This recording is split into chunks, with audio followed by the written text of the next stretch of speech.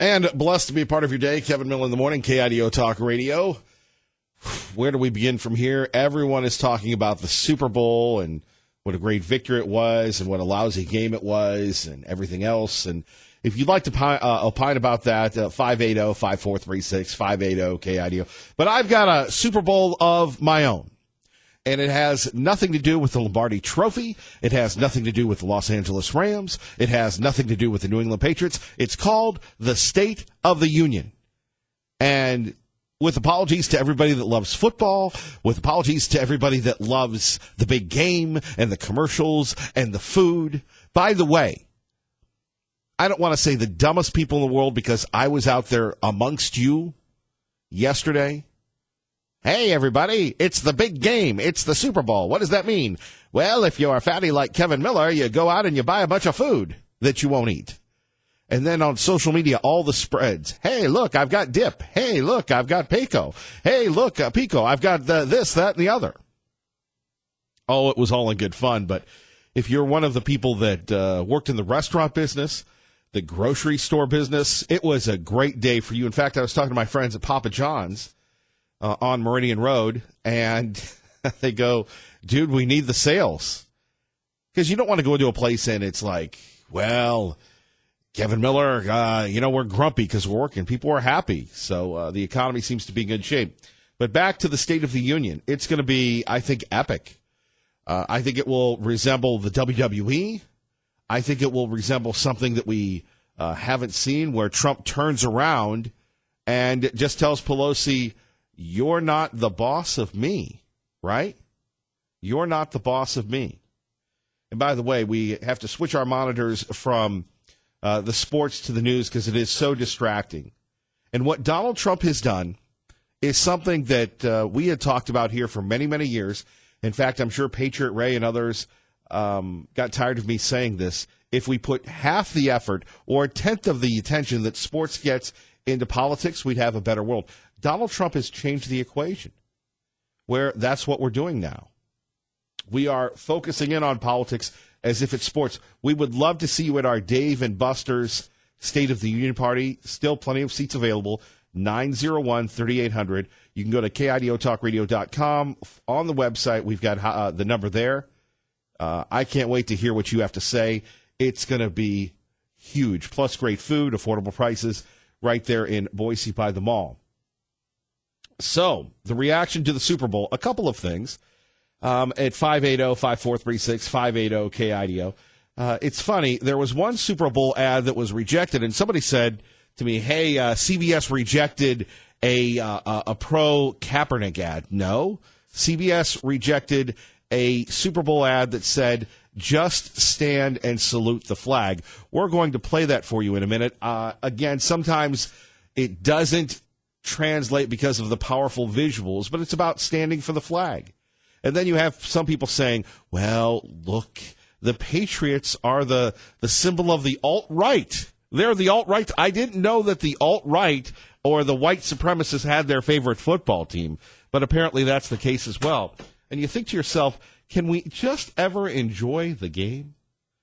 And by the way, over the weekend, I'm sure one person is happy that the Super Bowl was on Sunday, and that was the governor of Virginia. What a big dope he was. But let's start with this ad. By the way, we'd love to hear from you. Let's go. KIDO Talk Radio. Loyalty is crazy. Ask if your loyalty is crazy enough. When they question you running towards danger for those who are unable or unwilling. When they laugh at the thought of you willingly sacrificing your life for someone you may never know. Stay that way. Some people think you're crazy being loyal. Defending the Constitution, standing for the flag. Then I guess I'm crazy. Then I guess I'm crazy. Then I guess I'm crazy. And for those who kneel, they fail to understand that they can kneel and that they can protest, that they can despise what I stand for, even hate the truth that I speak. But they can only do that because I am crazy enough. That is by Don't ask if you're That is by 9 Line. That Super Bowl ad was rejected. And here you have this, by the way, annual revenues were $25 million people would pay for a 45-second ad. But 9 Line isn't as well known as Nike. And, last year, what was it? The networks glamorized Colin Kaepernick. By the way, we didn't have, hey, I stand with Colin, did we? You know why? Because the NFL learned its lesson. It's about the game. It's about the distractions. And LeBron James, hopefully, one day will learn that as well. But I love this from the Daily Beast. The New England Patriots are now the team of the white supremacists. That's right. Let's see. Here we go. Tom Brady's New England Patriots are our team, make America great again, whether they like it or not. Their star quarterback, coach, and owner all supported Trump. But that's not the only thing that makes the Super Bowl-bound Patriots the preferred team of white nationalists. Boy, I love this. And so you remember Tom Brady when he said, we're still here, we're still here. And by the way, I think what makes the Patriots so resolute, and by the way, if you're a Los Angeles Rams fan, I will tell you why everybody should be a Patriot, just because of the ownership and such. But when here you have it, the libs just love this. When Brady chanted, we're still here, Brady was referring to his aging body. But imagine if you didn't know anything about football. This is from the Daily Beast, or who Tom Brady was, or anything like that.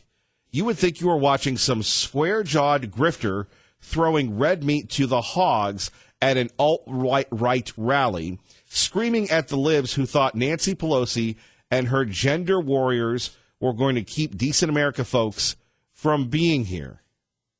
I know. And this is why we call them, because it's in the morning and we can't get too mean-spirited, but we call them the crazy, wacky, zany libs. Oh, you crazy, wacky, zany libs. Why in the world would you not just sit back and let sports be sports? It really ruined the NFL for a couple years. Nobody talked. I mean, what was it? Gladys Knight? I was looking for the Pips. But Gladys Knight did an excellent job with the national anthem. Americans did not have to feel guilty for loving their country. Americans could enjoy a respite from the endless politics of, what we're going to see Tuesday night. It was just a wonderful time, by the way. Anyway, let's get to some sound. Over the weekend, if you were working, kind of like I was watching the Virginia governor. Remember him, Mr. We should be able to have abortions after children are born? Well, it broke late Friday. I believe Sean Hannity covered this, where there was a photo in his yearbook. And in the photo in the yearbook, there's a guy dressed in blackface, and there's a guy dressed as the Klan. And he couldn't decide whether or not he was the Klan guy or the blackface. So Friday night, he admitted that he did it. Saturday, he held a news conference that said he didn't. Let's take a listen. I believe you deserve to hear directly from me. That photo and the racist and offensive attitudes it represents does not reflect that person I am today or the way that I have conducted myself as a soldier, a doctor, and a public servant. Well, it started off okay, and then it kind of dovetailed. I am deeply sorry. I cannot change the decisions I made, nor can I undo the harm my behavior caused then and today. But I accept responsibility for my past actions, and I am ready to do the hard work of regaining your trust. Every lib, every Democrat has said that he needs to sit back and resign and get out of the way. When I was confronted with the images yesterday, I was appalled that they appeared on my page, but I believe then and now that I am not either of the people in that photo. Right. But then he went on to say that back in 1984, in San Antonio, Texas, he dressed up as Michael Jackson. And in dressing up as Michael Jackson, he put on the blackface. And when he put on the blackface, he entered a moonwalking competition. Yes, a moonwalking competition. And in the moonwalking competition, which he won, he apologized again. Now, at first, he admits he was either the Klansman or the blackface in 1984, and then he says he wasn't. Then, remember, this is a guy that says it's okay to have abortions to the third trimester. It's okay for all these things. So there is a thing called karma. So then he goes on and talks about the moonwalking thing. And so the reporters there say, hey, can you still moonwalk? The guy was ready to moonwalk until his wife said, that's not an appropriate question. But here's the skinny on this. Are we judging people by what they did 30 or 40 years ago? Are we judging people by something that perhaps to some people it was acceptable and it was funny, and then we have everybody condemning this man? Are we living in the gotcha game? First of all, I think he should have resigned concerning the abortion comments. Number one. Let's go back to that. There's a fundamental difference between us and the Republicans in what we believe on a woman's right to choose. We believe legislators, most of whom are men, should not be making decisions about women's choices. So in other words, if you're a man, you're a second-class citizen. So this is the type of individual we're dealing with. Again, not very, how should we put this? Not very strong when he went into this news conference and said this. We're going to move forward from today. We'll take one day at a time. I obviously will have discussions with our caucuses, with the Republican caucuses, with the people of Virginia. And as long as I feel that I can lead, I will continue to do that. If I reach a point where I am not comfortable with that, then obviously we will sit down and have that discussion. Right. Again, there are a few things going on here. Should he go? Which all the libs say he does. Now, here's a little interesting thing. There's a rising star in Virginia politics who is an African-American. He's the lieutenant governor. So it's not like they would be replacing him with a Republican. Number two, this happened back in 1984, where he dressed up as Michael Jackson. Now, if he were dressing up as Michael Jackson to be offensive, he should go. Again, we've come a long way in our society. Am I defending this person? Nope. I am not and will not excuse the content of the photo. It was offensive, racist, and despicable. When my staff showed me the photo in question yesterday, I was seeing it for the first time. I did not purchase the EVMS yearbook, and I was unaware of what was on my page. And there we have it. So a few things going on. Time to get up and start the day, everybody. Phone numbers here, 580-5436, 580-KIDO. We've got the Patriots being the team of the alt-right because they had the audacity to say, we're still here.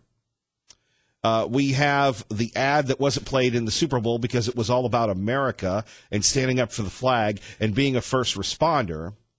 And then we have the governor of Virginia, who is all about pro-abortion, and now he wants people to be tolerant of his gig, his act. All that and more coming up. The most interactive morning show in the Treasure Valley. Okay, a little hyperbole. This is another reason why I think the Patriots were really good when Bob Kraft, and I don't really like to use the verb suck, so let me apologize in advance when Brady goes, yeah, we suck, we're horrible. And Bob Kraft said, yeah, our defense sucks. And then all of a sudden, boom, self-deprecating is just so endearing. But a lot to talk about this morning. And coming up next, one major anchor says that if you wear a Make America Great hat, it's analogous to saying you hate black people. Oh, my goodness. What a way to start the morning with a slap, a loving slap. Kevin Miller, 107.5 FM, 580 AM, KIDO Talk Radio. And here we go. Thank you, Ray Amaya, with that tribute to the band Rush. Right. So you have the legality and then it's the legal, right? You're the attorney. You can refuse service. You know, no shirt, no shoes, no service. Now you'd have a counter First Amendment argument. You're chilling my rights. It's a private place. Well, then how is this any different than the baker with the cake? Well, that was about refusing service to a group of people that should be a protected class. Right. And unless you could argue that Trump supporters should be a protected class, I don't think you have much of an argument on that. Right. So let's say this isn't so much about whether he has the right. It's about whether or not it is right. And here's my problem on this issue. Ordinarily, I'd go down the line, look, be bigger than that. But I don't want to fall into the trap of underselling the significance of the trigger of the expression to people. I think the more appropriate analogy to say is if people were wearing shirts in that said, I hate black people, would he be okay to say, don't come into my place with that? And I think most people would be like, yeah, that's how people like him see the MAGA hat. Yeah. So does that make it okay? I think that's the right question. Well, and the thing is, should you? But just because you, yes, that, but just because you have the right, does it mean that you should? No. There we have it, Chris Cuomo and Don Lemon yapping about banning people from wearing the Make America Great hat again. When will they ever stop? You have the Daily Beast saying to cheer for the Patriots, you're white supremacists. It's just crazy. Kevin Miller, KIDO Talk Radio, 107.5 FM, 580 AM. And by the way, when we always talk about the First Amendment, we always have to, stick up for Colin Kaepernick and everything else. Funny how when there's an ad about loving America, the devious little libs that run CBS, they have an issue with it. Back to the phones we go, and we start with Liberal Steve. Kevin Miller, KIDO Talk Radio. Good morning, sir. I always thought it was a racist hat because it stood for Make Africa Great Again. I guess I was wrong. And who would have watched a stupid Super Bowl when you could have went to Walmart and picked up a DVD called The Handmaid's Tale Season 2 and watched that, like I did. I don't know anything about The Handmaid or The Handmaidens or what's on there, but go ahead, please. Well, you wouldn't. You're not a man of knowledge. You're a man of sound bites, period. I do listen a lot, yes. Whatever happened to the Miller Minute? Did that fizzle out like everything else? No, Miller does? The Miller Minute's still running. It is. Is it just on a podcast only or what? It's running throughout the day on KIDO Talk Radio. Oh, well, I guess I'm just not hearing it. What's up with that? Got to listen during the Sean Hannity show or throughout the day. Oh, I'm sorry. Is Sean still on? Huh. Sean's doing quite well. Yeah. See, this is what happens when you don't have anything. It's insult Kevin Miller. Yeah, this is what... insult Sean Hannity. You know something? We love America. You're not going to stop us. Nancy is done, and I can't wait for the State of the Union. This is what happens when Miller doesn't have anything. He goes on and on saying the other guy don't have anything. It's just back and forth. I'm listening to you, and I don't really hear any content. What's with the state? I'm listening to you and haven't heard any. What's with the State of the Union? Well, let's back up from State of the Union. What's with Tom out there, Tom Munn, calling me names, and Max calling me names, and all these people calling me names? I haven't done any harm to them. I mean, come on. He doubts his religion and his politics, and we're all doomed and going to hell, and the world's falling apart, and all this conspiracy stuff, all of them. But I don't see any of it coming to play. With the State of the Union tomorrow, what's he going to, it's just going to be, half hour, 45 minutes of him sniffing? Let's count how many times he sniffles. How many times he sniffles and how many times he repeats himself. Okay, that'd be the fun part of the State of the Union, but because he's just going to take everything. Now, is it time for Liberal Steve to go? I've already heard from Ted on Facebook. He said, man, wow. I think he's a little grumpy today. Anyway, 580-5436, 580-KIDO. A few topics we are launching with today. The Super Bowl ad that the libs did not want you to hear. We will share that with you again. The Daily Beast going after the Patriots, and Chris Cuomo saying that wearing a MAGA hat is just wrong and it should be banned. Is this not America?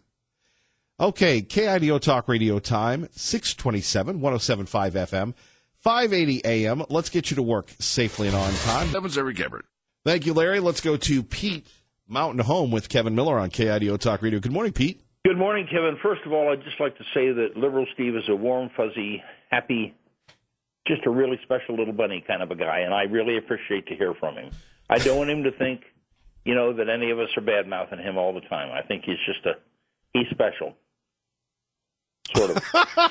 Okay. Anyway, I am sending you a plain brown envelope, and I hope I got the right address on East Park Boulevard, Suite 100. 827, yep, that's yes, us. Okay. It is a copy of Imprimus, which is a monthly newsletter from Hillsdale College, and it's a story written by a guy who has written for the New York Times, so he's not your, flaming right-wing whatever, and he has the scientific evidence that has been ignored by the media that, in fact, marijuana is not this harmless, make-you-feel-good stuff. It increases levels. It increases schizophrenia in people. It causes schizophrenia, and it leads to violent schizophrenics. And it is basically not the fuzzy little warm, harmless thing. So you need to kind of keep an eye out for that. I mailed it Sunday, and I think it's something that once you read it, you'll be able to really hammer the marijuana advocates with the facts. We appreciate that. Thank you very much. Thank you, Pete. Yeah, because we do not want that stuff coming here. We really don't want it. I agree. Thank you, brother. You bet. Bye. Bye-bye. 580-5436, 580-KIDO. Coming up, more on the Russian stuff, more on the Super Bowl ad that wasn't played. Why does the media hate America? Thank you for joining us. Kevin Miller in the morning, 107.5 FM, 580 AM, KIDO Talk Radio. Good morning, Maggie. Good morning, Kevin. And thank you, Sean Hannity. And don't forget Lars Larson, who will be joining us later on today, right after Sean Hannity, weeknights 6 to 9. Let's go live to London, Fox News Radio, exclusively on KIDO Talk Radio, right here in the Treasure Valley. Our great friend Simon Owen joining us. Simon, good to have you with us. Hi, Kevin. Morning. So we had this little major news event that happened in between what happened with the Virginia governor saying he wasn't wearing blackface before he was wearing blackface, and the Super Bowl. And this is a big deal going back to the 80s. I remember when this deal was signed, it was hailed as the end of the Cold War, the beginning of the end. Let's talk about what happened between the U.S. and Russia over the weekend. Yeah, it's been seen as a cornerstone of nuclear weapons proliferation efforts. This treaty, the Intermediate Range Nuclear Forces Treaty, signed by President Reagan and Mikhail Gorbachev of the Soviet Union in 1987. And it has been on the ropes, shall we say, for some months. I mean, the U.S. has been complaining for several years since President Obama's time in office that Russia was violating the terms of this accord, which is intended to put limits on nuclear missile arsenals of the United States and Russia. And the U.S. has been very unhappy about one particular missile that Russia has spent years developing and now appears to be deploying. And the question is, does it violate the terms of the treaty? America says it does. NATO supports that assessment. Russia says it doesn't. Well, that seemed to be a stalemate. They had various efforts of talks to try and potentially save this treaty. And then on Friday, President Trump said that's enough. And he announced that the U.S. was, well, the way they phrase it is suspending its obligations under the terms of this treaty. Doesn't mean it's dead, but it means it's in quite a lot of trouble and potentially could be dead within the next few months. Over the weekend, President Putin came back. And he said, we will respond quid pro quo. He said, our American partners have announced they're suspending their participation in the treaty, and we will do the same. And Putin also echoed a comment from the American side that he is now going to instruct his experts to begin research and development on a new generation of weapons. A lot of people have said that Putin was already doing that. What's been the reaction from the folks in Europe to this? Well, I mean, NATO throughout this situation, or at least in the past year or so, since the U.S. shared its intelligence, we understand, on this new missile, NATO has been supportive of the U.S. position, and so while it wants the treaty to survive, it also says that you can't have a treaty that only one party is playing along with. If it's a party of two and only one is actually doing what it said it would do, then NATO acknowledges that's an unsustainable position. There are twofold concerns here in Europe. Firstly, and this is probably more of a global concern, that this could be the start of a new arms race. You know, Putin has said that his country's work will include hypersonic missiles, the sort of super fast next generation kind of things. But the other concern here in Europe is that what happens in terms of tensions? Does this now lead to a new generation of American nuclear missiles being stationed in Europe? And the EU's foreign policy chief said, she put it like this, she said, what we definitely don't want to see is our continent going back to being a place where other superpowers confront themselves. This belongs to a faraway history. Now, President Putin said that he will only deploy intermediate-range nuclear missiles if the U.S. does the same. So in theory, he's not necessarily saying that, you know, this is what's going to happen, but it does raise the prospect of where this goes. I think it's worth saying as well, though, that this is a treaty that has plenty of critics as well as supporters, and John Bolton, the president's national security advisor, is the most prominent of those. And one of their complaints is that, you know, it's simply out of date, that in 1987 it's fine doing a treaty between the Americans and the Soviets, but in 2019, does that really stand limiting Russia and the United States military capabilities when it doesn't involve the Chinese or any other powers that weren't really powers back in the 80s? Right. It's like it's 1986 all over again.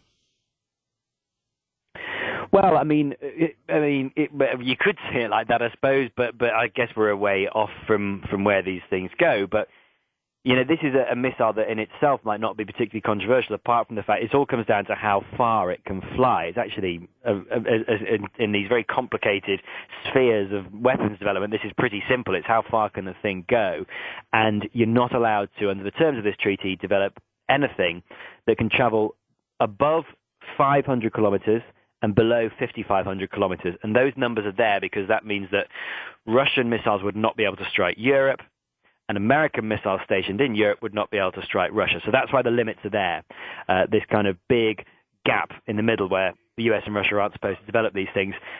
The US alleges that Russia is doing just that it's got this weapon that's right in that trouble range, if you like. The Russians reject that, though, and they say that the Americans have not been willing to listen or negotiate. Simon Owen, we always appreciate you. Thank you. Thanks, Kevin. Thank you. 580-5436, 580-KIDO. Remember, KIDO Talk Radio, our State of the Union Watch Party, 901-3800. 901-3800. We'll be live at Dave & Buster's. Hope to see you there. Our great friend Chuck Ambrose, he RSVP'd. Looking forward to seeing what Chuck has to say. And after the State of the Union, we'll have a live talk show right there at Dave & Buster's. Here's the president, and I was disappointed that they didn't run Face the Nation yesterday. Did we really need 17 hours of Super Bowl hyperbole pregame? And if you were watching that in between, on Sundays I always rewind the shows. I'm sure if you're like Ray Amaya, you're out hiking, you're working, you're doing something. But, Face the Nation sometimes is only a half an hour. They had an exclusive interview with the president. So during the, gazillion hours of Super Bowl pre and post game, they gave us 5 minutes of the president versus Margaret Brennan in the White House. I was terribly disappointed in it. Let's take a listen to what the president had to say about Nancy Pelosi, border security.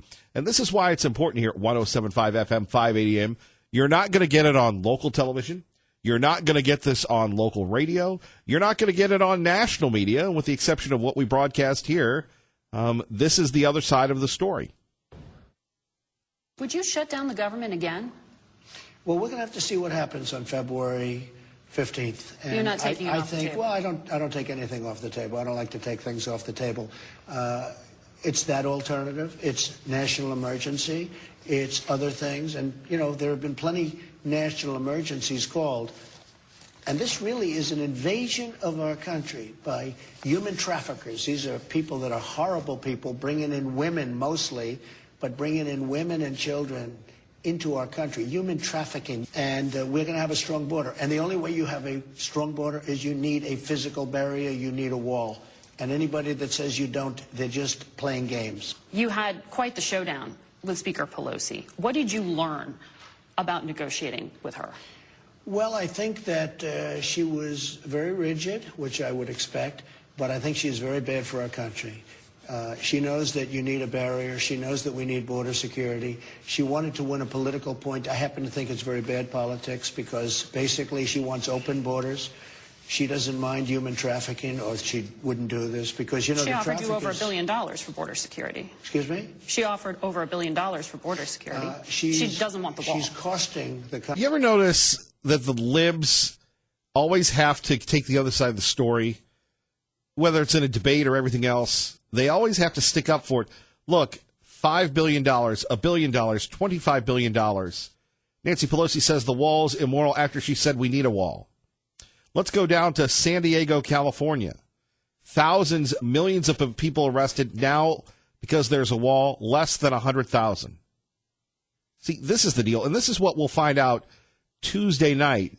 Trump, Pelosi, and you know he's going to say something to her face. He's right. We see these drug traffickers. Talk to any law enforcement. Talk to any law enforcement, and they agree with the president.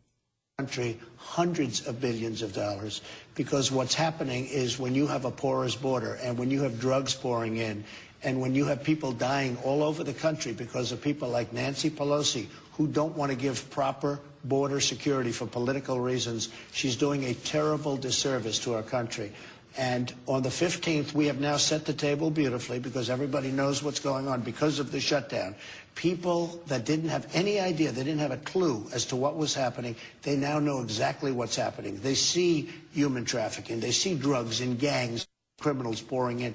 Now, we catch them because we're doing a great job. But if we had proper border security, we wouldn't have to work so hard, and we could do an even better job. And I think Nancy Pelosi is doing a terrible disservice to the people of our country. But You're still going to have to deal with her, no, though. she can keep playing her games, but we will win because we have a much better issue.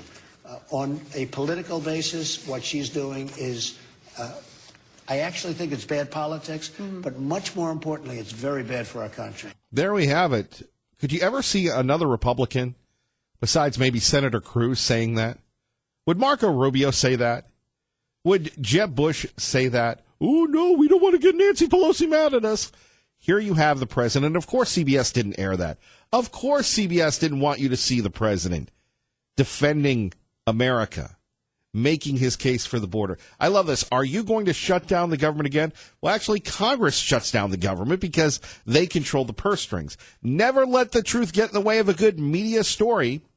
580-5436, 580-KIDO. Kevin Miller, KIDO Talk Radio, on your home for Hannity, 107.5 FM, 580 AM, KIDO Talk Radio. But there is one constant I am honored to say for the 6th time. We are all patriots, and once again, the Patriots are world champions. Then again, everybody hates the Patriots, but what are you going to do if you're the owner of the Rams, Stan Kroenke? Are you going to say, hey, this is our first world title, and we're all Rams? I mean, does anybody really want to be a Ram? And there you have it. We're all Patriots. Robert Kraft. If you want to weigh in on the Super Bowl, the commercials, you can do that. We have an open constitutional republic here on the radio at 580-5436, 580-KIDO.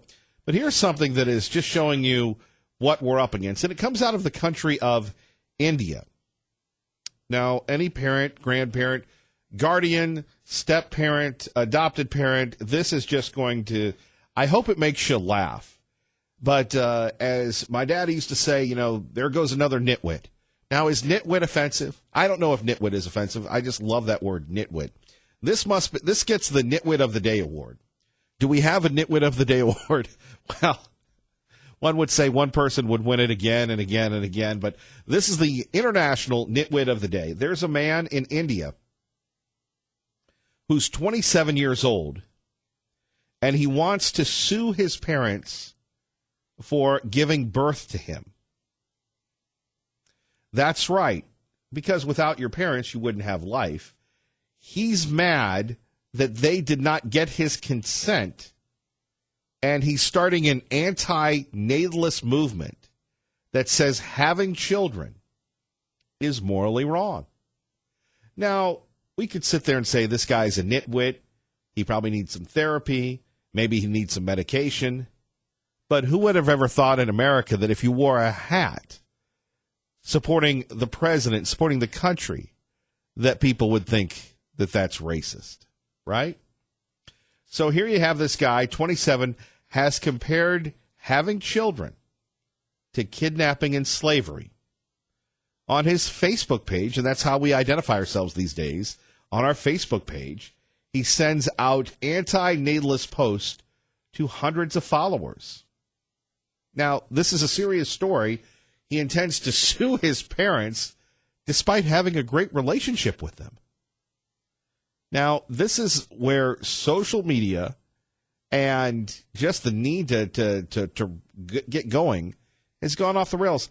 Who in their right mind would ever think about this? Now, here's what he says. My life has been amazing, but I don't see why I should put another life through the rigmarole of school and finding a career, especially when they didn't ask to exist. Right. So he's got a caption on his Facebook, parents are hypocrites. A good parent puts the child above his wants and needs, but the child itself is a want of the parent. Now, anybody who's changed diapers, put up with the screaming, put up with everything else, being a parent has to be right up there with being a member of the clergy, or even more, and hopefully that's not blasphemous to say, because you're giving life and you're caring, you're putting your child above yourself. That's the ultimate calling, I think, to be a parent. And yet you have this guy who desperately needs a life. He desperately needs, like, to get a job and get off the Nintendo or the Sony PlayStation, right? I love this. I'm going to sue my parents for having me. Traffic and weather together, 107.5 FM. Channel 7's Eric Everett. Thank you, Larry. So it gets even better here. Another activist, Pratama Naik, said, we don't want to impose our beliefs on anyone, but more people need to consider why having a child in the world right now isn't right. Should we continue to bring more children into this world and accelerate the process of environmental and social degradation? Do you think existence is pain and not bringing a child into the world is a guarantee way to avoid unnecessarily suffering to the child? My goodness gracious. Folks, you've been parents, you are parents, grandparents. It just shows you the nitwits that are in the world today, right?